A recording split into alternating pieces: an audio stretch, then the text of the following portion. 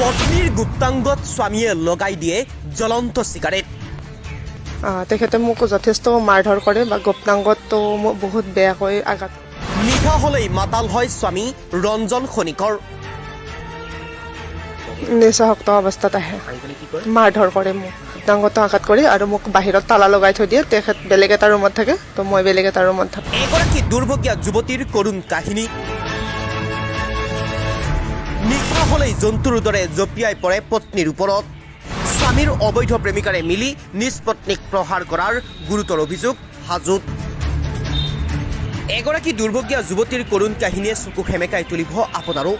মাহ হালধিৰ গুণ নাযাওঁতেই স্বামী গৃহৰ অকথ্য নিৰ্যাতনৰ বলি হৈছে যুৱতীগৰাকী। বিয়াৰ 15 দিন পিছৰে পৰা স্বামী আৰু তেওঁৰ আত্মীয় চলাই গৈছে অকথ্য নিৰ্যাতন। বিগত বৰ্ষত হাজোৰ বামুণ্ডি শিলগুৰিৰ যুৱতী তৰালী কলিতাই বিবাহ পাশত আবদ্ধ হৈছিল এগৰাকী টেট শিক্ষকৰ লগত। বিবাহ পাশত আবদ্ধ হোৱা ৰঞ্জন খনিকৰ নামৰ টেট শিক্ষকগৰাকীৰ ঘৰ আছিল মুকালমুৱাৰ লাওপাৰাৰ ভেলামাৰীত।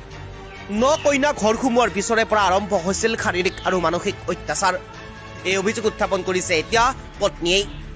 শিক্ষক ৰঞ্জন খনিকৰ কইনাৰ নিজ মাহীয়েকৰ লগতেই পূৰ্বৰে পৰা আছিল স্বামীৰ অবৈধ সম্পৰ্ক।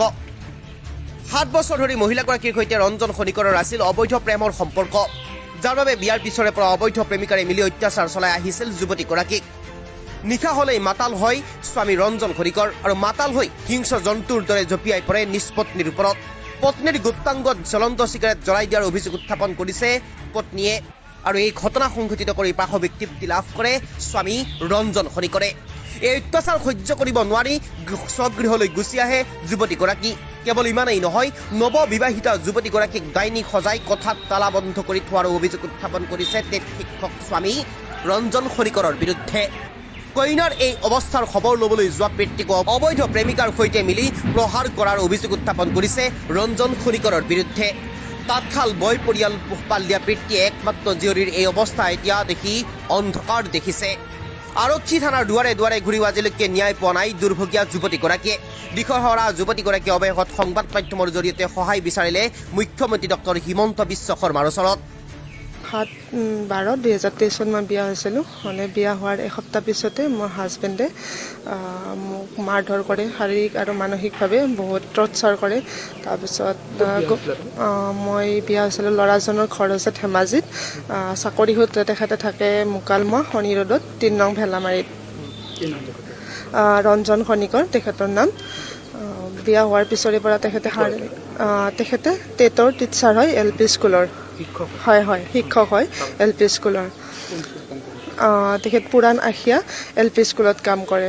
ঘটনাটো হৈছে কি, মোৰ বিয়া হোৱাৰ এসপ্তাহ নহওঁতে তেখেতে শাৰীৰিক আৰু মানসিকভাৱে অত্যাচাৰ কৰিছে। তেখেতৰ একজনী মহিলাৰ লগত অবৈধ সম্পৰ্ক আছে। সেই সম্পৰ্কৰ সূত্ৰে মানে মহিলাজনীৰ ঘৰত ৰাতি 12টা-1টা বজালৈকে থাকে। তাৰপিছত আহে, একদম মানে অত্যাচাৰ কৰি আহি কিনে ঘৰত। মোৰ বিয়া হোৱা 2 দিনমান পিছতে গম পালোঁ। তাৰপিছৰ পৰাই মই যেতিয়া কথাবিলাক কোৱা কৰিলোঁ, তেতিয়াৰ পৰা তেখেতে মোক শাৰীৰিক আৰু মানসিকভাৱে অত্যাচাৰ কৰিলে। মহিলাগৰাকী মোৰ মাহী হয়, মোৰ নিজৰ মাহী হয়। তেখেতে দেখাই দিছিলে ল'ৰাটো আৰু তেখেতে লৈ আহিছিলে ল'ৰাটো। মোৰ এৰেঞ্জ মেৰেজ হৈছে, লাভ মেৰেজ নহয়। ৰেণু কলিতা মেধি। হয়, তেখেতে মোক বিয়া ঠিক কৰি দিছিলে ৰঞ্জন খনিকৰৰ লগত। হয়, তেখেতে দেখাই দিছিলে, কৈছিলে যে বহুত ভাল ল'ৰাটো, তো একো অসুবিধা নহয়, তো তোৰ ভালেই হ'ব তেখেতৰ লগত বিয়া হ'লে, সেনেকৈ কৈছিলে। হয়, মই যেতিয়া গম পালোঁ তেতিয়া মই ক'লোঁ তেখেতক, তো মানে কি যাব নালাগে, বা মোক মানুহে ইনচাল্ট কৰে, বা স্কুলৰ ল'ৰা ছোৱালীবিলাকে আহি কিনে মোক গেটৰ সন্মুখত মোক ইনচাল্ট কৰি থৈ যায়। তাৰপিছত মই সেনেকৈ কোৱাৰ পিছত তেখেতৰ যোৱা উৎপাতটো বাঢ়ি গ'ল। যোৱাৰ পিছত হয়, মই মানা কৰাৰ পিছত তাত যোৱা উৎপাতটো বাঢ়ি গৈছে। মানে আগতে যদি 3-4 ঘণ্টা থাকিছিলে, তেতিয়া 5-6 ঘণ্টা সময় তাত থকা কৰিলে। শাৰীৰিক সম্পৰ্কও আছে।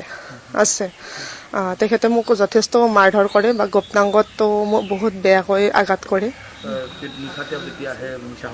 নিচাসক্ত অৱস্থাত আহে, মাৰধৰ কৰে মোক।